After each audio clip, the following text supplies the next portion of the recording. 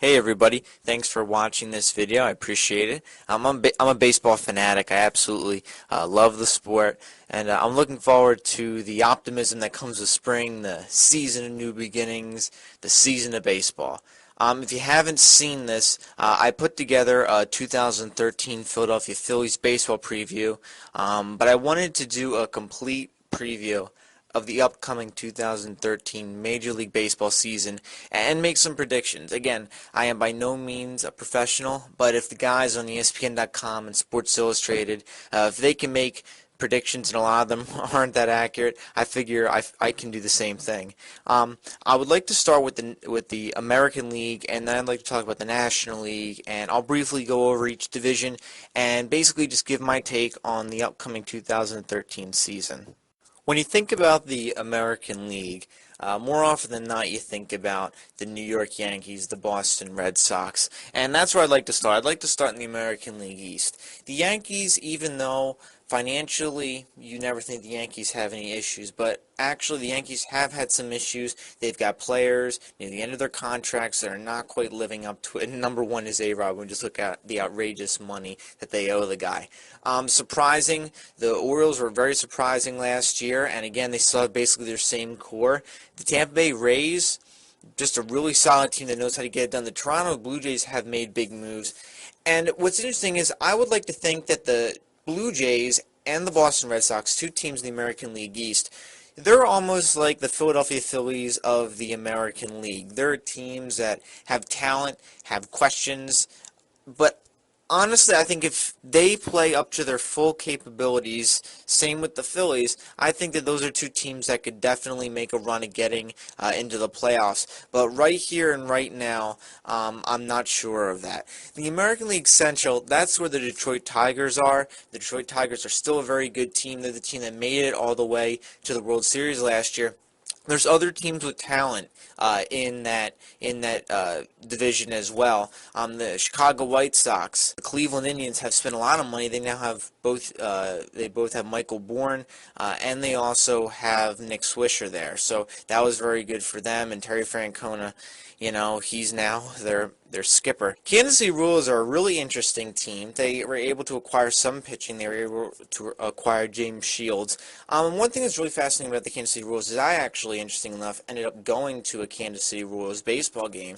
And when I looked at the statistics, it was unbelievable. This team is an extremely talented offensive team, but it's their pitching that's pretty bad. If they're able to fix their pitching, who knows, that could be a team that could eclipse 80 wins. The American League West, the Angels have spent a ton of money, so I'm going to right here, right now say that if the Angels do not win their own division, they are going to be the biggest disgrace in baseball, and I mean the biggest disgrace in baseball in perhaps a long time. You may have thought that the Red Sox not making the playoffs 2 years ago was a disgrace.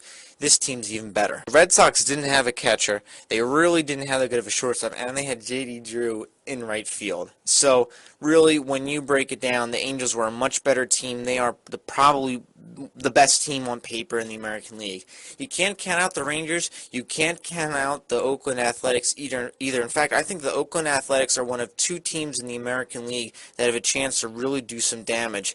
The Oakland A's are very impressive with that whole Moneyball thing. You know, I always find myself definitely rooting for Oakland in that regard. But now they have a lot of pitchers that are pretty good. Brett Anderson, Jared Parker, A.J. Griffin. These are guys you really may not know, but those guys are pretty decent. And again, Oakland has a pretty good outfield, and if you've ever heard of me talk about baseball, I'm very high on the outfield.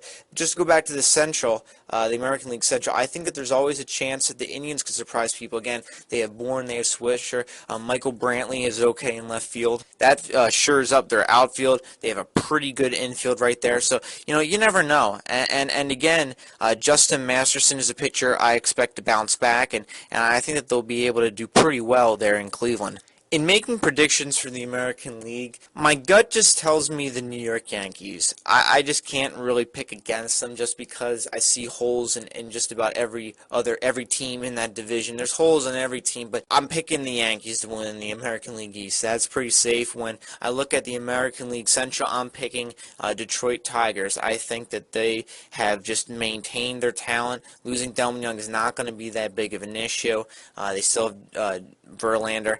The American League West, the Los Angeles Angels, they better win. That's all I'm saying. They better win. And the two wildcard teams may actually surprise you.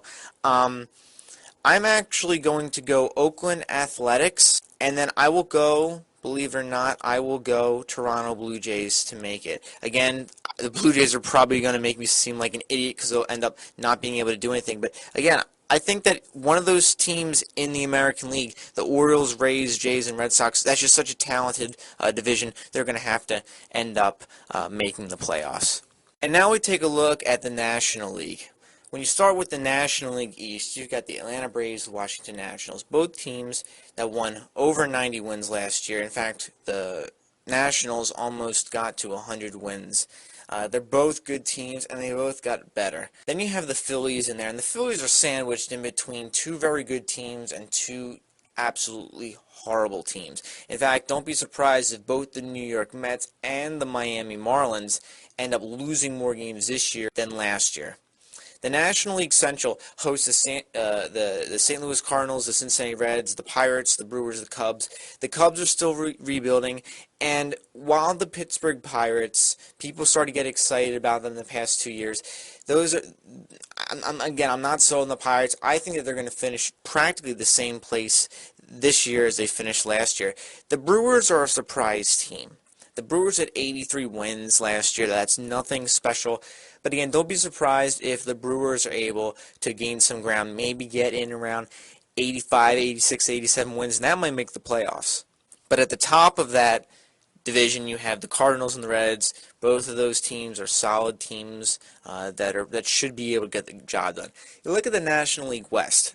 And a lot of people are picking the Dodgers to overcome the Giants just because the Dodgers just have so much talent on paper. I almost think that the Dodgers might be jinxed because, again, they've got a lot of Red Sox on that team. They have Josh Beckett, who he likes his fried chicken. They have Adrian Gonzalez, who's a great player, but they also have Carl Crawford, who's going to be injured. When I see that team, I see a team with just so much payroll, just like the other Los Angeles team. I'm not really high on them. I'm not saying they won't make the playoffs. I think they could make the playoffs, but I still think that the San Francisco Giants, they are just that core team that has the players that get timely hits and the good pitching. And teams like that, teams like the Giants, those are the teams that have been winning the World Series the past few years. Arizona Diamondbacks finished around 500. Don't really expect anything out of them. Same thing with Colorado. I do think that San Diego's a team that may be able to get some more wins this year than last year, but not enough to really make them that relevant at the end of the season. My predictions for the National League: the Atlanta Braves and the Washington Nationals are definitely making the playoffs. I guarantee it. Now, there is a chance that the Braves could surpass the Nationals, but really, both of those teams are making it. I think that what happens is that puts a lot of pressure on the Phillies. And when you look at the rest of the National League, I believe the Reds are winning their division. I believe that the Giants are going to win their division. And I'm not quite sure, it's either the St. Louis Cardinals who are always there or the Dodgers who spent all that money. I'm actually going to go with the Dodgers, even though they spent all that money and they may seem jinxed. I still think the Dodgers are going to make it. So the teams that you have in the playoffs for the National League are the Braves, the Nationals, the Reds, the Giants, and the Dodgers. And that's unfortunate because you have teams like the Cardinals and the Phillies that can be competitive this year, but they're not going to make it. Again, they should be lucky that they even have 2 wild card spots. So that's just my quick overall insight into how it's going to turn out. I think that when it comes to the postseason, that's almost a totally different animal. I'm just here to preview the regular season. The postseason is something different, but I gave you the teams to think that'll make it, and I would love to get your input. So thanks for watching this video, and I really appreciate it, and take it easy, guys.